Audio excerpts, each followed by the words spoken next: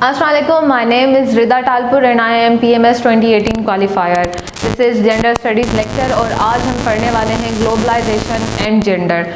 तो पहले तो हम समझेंगे भाई ग्लोबलाइजेशन क्या है। अगर सिंपल वर्ड्स में हम ग्लोबलाइजेशन को कहें तो ग्लोबलाइजेशन एक ऐसा कंसेप्ट है जिसमें जो एक दूसरे से जो दूसरे कंट्रीज़ हैं, लेट से पाकिस्तान, इंडिया और सारे जो कंट्रीज़ हैं वो एक दूसरे से इस किस्म से रिलेशनशिप जो है बनाते हैं जिसमें वो एक दूसरे से ट्रेड करते हैं, जो लोग हैं वो आ जा सकते हैं और एक दूसरे के कंट्रीज़ में काम कर सकते हैं।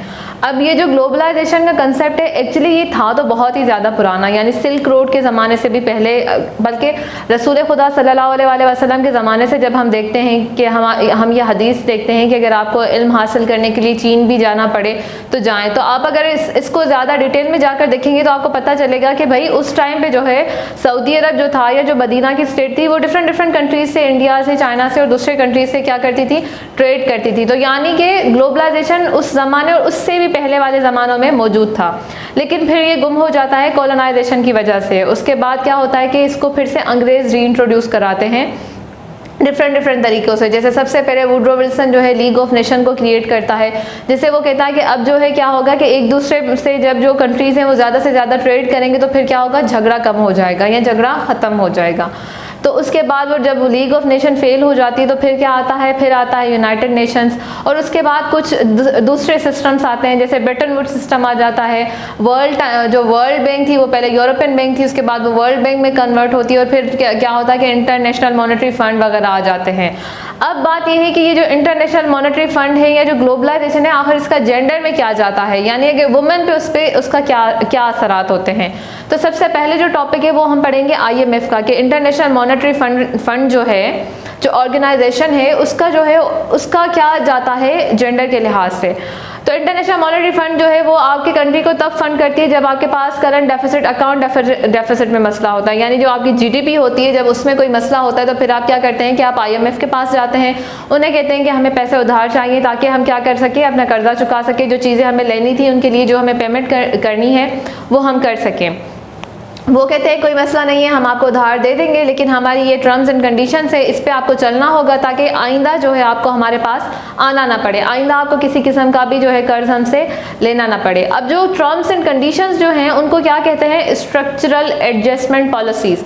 अब जो ये स्ट्रक्चरल एडजस्टमेंट पॉलिसीज़ होती हैं उसके लिए जो है फेमिनिज्म और फेमिनिस्ट जो हैं क्रिटिसाइज़ करती हैं।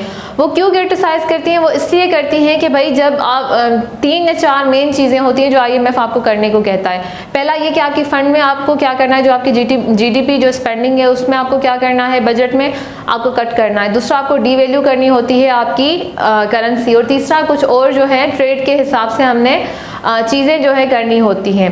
अब जब बजट जो फंडिंग होती है उसको कट कहाँ से किया जाता है, जब भी बजट फंड कट किया जाता है वो ज़्यादातर उन चीज़ों से किया जाता है जो जैसे सोशल वेलफेयर हो गया, यानी कहीं पर हॉस्पिटल्स हैं उसको ज़्यादा अपग्रेड करना था, स्कूल्स को ज़्यादा अपग्रेड करना था, या हमें इंफ्रास्ट्रक्चर पे काम करना था, हमें वाटर फैसिलिटीज़ पे काम करना था रूरल एरियाज़ में। तो अब गवर्नमेंट जो है उसके पास पैसे कम हो गए तो वो क्या करेगी कि भाई डिफेंस से तो नहीं कट किए जा सकते हैं, कुछ और चीज़ें हैं उनसे कट नहीं किए जा सकते, जो एम्प्लॉयज़ को सैलरीज या पेंशन्स मिल रही हैं उनमें से भी कट नहीं किए जा सकते। तो जो डेवलपमेंट फंड हर साल के आते हैं या हर 5 साल के आते हैं तो अब हमने उनमें से कट करना है।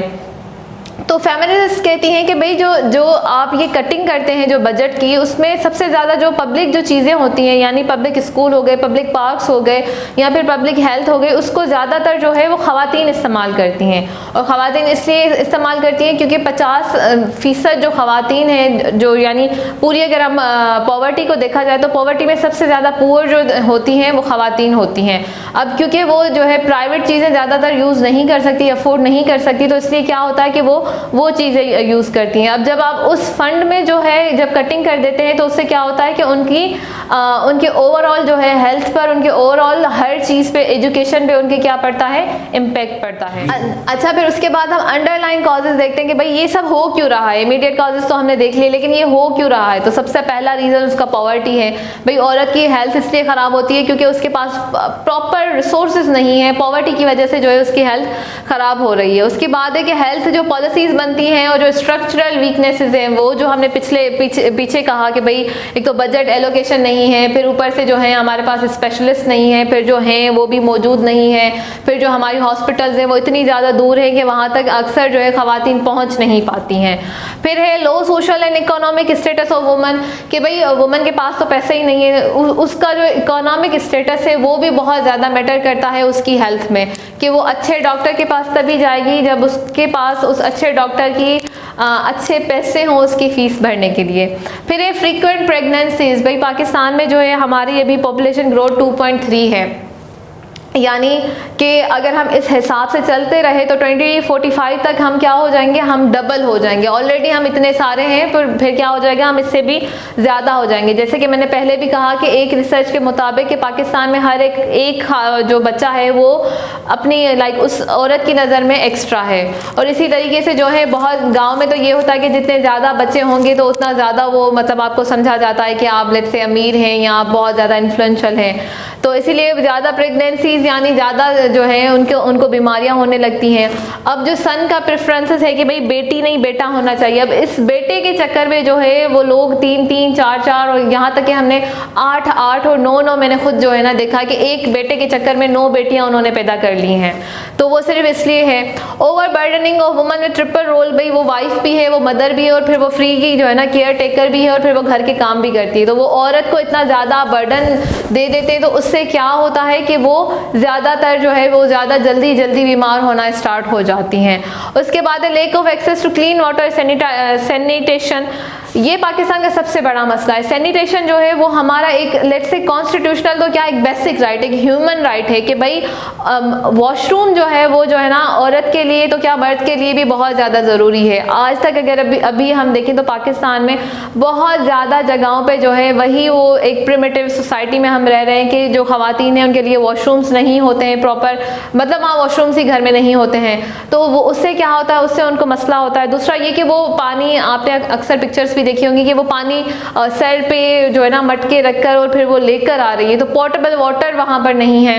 उनको इतने किलोमीटर दूर जाके सिर्फ घर के लिए पानी भर के जो है ना लेकर आना पड़ता है, तो वो भी उनके लिए एक बहुत बड़ा इशू है। और वो पानी जब वो ख़राब होता है या सैनिटेशन प्रॉब्लम की वजह से जो बीमारियाँ उठती हैं तो वो ज़्यादातर क्या होता है कि घर में ख़वातीन को ही लगती हैं। Lack of woman access to information, भाई हमारे यहाँ वुमन जो है क्योंकि वो लिटरेसी रेट ही हमारा इतना कम है तो उनको इन्फॉर्मेशन क्या आनी है, पहले इलिटरेसी आ जाता है और फिर इन्फॉर्मेशन आ जाता है। फिर आ जाता है restriction over women's mobility. Mobility की माना है कि वुमन एक जगह से दूसरी जगह आ सकती हैं। अब दो तरीके की मोबिलिटी रिस्ट्रिक्शन है। एक तो कल्चरल आ गई कि भाई उनको इजाज़त ही नहीं है। हमारे यहाँ बहुत ज़्यादा ऐसे ख़ानदान है, सैयद हो गए, पीर हो गए या फिर कुछ ऐसी और कास्ट हो गई, मखदूम हो गए, वो अपनी ख़वातीन को घर से नहीं निकालते हैं। तो अब वो अगर लेट्स से अगर बहुत ही बुरे हालात हो गए हैं, लेकिन वो क्या है कि वो उनको निकालेंगे नहीं, फिर चाहे फिर वो ख़वातीन मर ही क्यों ना जाए। तो ये एक कल्चरल जो है ना उनके पास आ गई। दूसरा ये है कि उनको इजाज़त है, वो जा सकती हैं, तो क्या वहाँ पर गाड़ियाँ मौजूद हैं, क्या पब्लिक सर्विस बस मौजूद है, क्या वहाँ पर लेट्स से कार मौजूद है, टैक्सी मौजूद है। तो वो ना होने की वजह से भी क्या है कि ख़वातीन जो है वो जा नहीं सकती हैं शहर छोड़कर या वो एरिया छोड़कर। उसके बाद है कि भाई वुमन की जो सेक्सुअलिटी है उस पर जो है पैट्रियार्कल कंट्रोल है। वो कैसे, वो मैंने आपको पहले ही कहा था कि 50% वुमन जो है पाकिस्तान की, उनको उनकी बॉडी पर कोई राइट ही नहीं है। यानी कि वो हमेशा जो है कभी सास के लिए तो कभी नन के लिए तो कभी अपने हस्बैंड के लिए वो जो है ना उनको बच्चे जनने की उनको फैक्ट्री बना दिया जाता है। तो अगर वो चाह रही है कि वो बच्चे पैदा ना करे तो ऐसा कोई हमारे यहाँ कंसेप्ट मौजूद नहीं है। फिर लिमिटेड डिसीजन मेकिंग इन, वही सेम बात आ गई कि भाई उनको मैरिटल रिलेशनशिप्स में भी जो है डिसीजन मेकिंग वो डिसाइड नहीं कर सकती हैं। बहुत कम जो है पढ़े लिखे में कपल्स की बात नहीं कर रही, लेकिन ओवरऑल रूरल सोसाइटी में तो वो डिसीजन मेकिंग में नहीं आते हैं कि हमने कितने बच्चे प्लानिंग से करने हैं। तो उससे भी उनको फिर पीछे हमने पढ़ा कि फिर क्या मसले आ जाते हैं। फिर लास्टली कल्चरल बैरियर है डिस्कसिंग सेक्सुअल इश्यूज या सेक्सुअल जो है sex related issues in marriage, कि भाई अगर कुछ मसले हो जाते हैं तो फिर यहाँ तक हमने देखा है कि बेटियाँ अपनी माँ से भी वो मसला शेयर नहीं कर रही हैं, क्योंकि हमारे यहाँ इन चीज़ों को टैबू समझा जाता है। हमारे यहाँ मतलब ये एक शर्म का हमने एक दायरा, एक पर्दा बनाया हुआ है जिसमें हमने ये चीज़ें डिस्कस ही नहीं करनी है, चाहे फिर हमारी हेल्थ को फिर कितना ही ज़्यादा नुकसान क्यों ना पहुँच जाए। अच्छा, तो हमने ये देखा कि अंडरलाइन कॉजेज़ हेल्थ के कौन से थे वुमेन के और इमीडिएट कॉजेज़ कौन से थे। अब उनका सॉल्यूशन क्या है?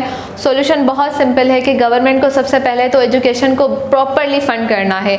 हर जो है कम्युनिटी में कम से कम भी एक हॉस्पिटल होना चाहिए और उसमें एक कम से कम भी एक गायनोकोलॉजिस्ट मौजूद होनी चाहिए। इससे क्या होगा कि जो ख़वातीन को मसले हैं वो उनको ज़्यादा दूर नहीं जाना पड़ेगा, यानी कि स्पेशलिस्ट का होना बहुत ज़्यादा ज़रूरी है। सेकेंडली, जो उनके गायनी के स्पेशली इश्यूज़ हैं उसको क्या है कि हमने हाईलाइट करना है। अब हमने उसके लिए जो है गवर्नमेंट को चाहिए कि कुछ ऐसा सिस्टम लाए कि गवर्नमेंट स्कूल्स जो हैं गर्ल्स के, यानी लेट्स से कॉलेजेस हो गए, यूनिवर्सिटीज़ हो गए, तो उसमें उनको डिस्कस किया जाए कि अगर ये मसला हो तो फिर क्या होना चाहिए। उनको अपने लीगल और पॉलिटिकल राइट बताने चाहिए कि भाई क्या आपके राइट्स हैं। इसके अलावा ओवरऑल जो है हमारे मर्द हजरात जो हैं उनको औरत को औरत समझना चाहिए। जब तक ये चेंज नहीं आएगा तब तक कोई चेंज नहीं आएगा। कपल्स को चाहिए कि वो मिल बैठकर जो है ना प्लानिंग करे बच्चों की। बच्चे पैदा करना जो है बड़ी बात नहीं होती है, उनकी परवरिश करना बड़ी बात होती है। एंड लास्टली, जो वुमेन है उनको इंसान समझा जाए, उनको जो है इकोनॉमिकल फैसिलिटीज़ दी जाएं ताकि वो अपनी हेल्थ का प्रॉपर ख्याल रखें और उनकी जो उनका जो फूड इनटेक है, उनकी जो न्यूट्रिशन है उसका ख्याल रखें, ताकि जो है हेल्दी मदर जो है वो हेल्दी जनरेशन को जो है पैदा करती है। तो इसलिए ओवरऑल औरत का ख्याल रखना चाहिए। And that's all from me, और इंशाल्लाह I will see you in next lecture. Do subscribe the channel. अल्लाह हाफ़िज़।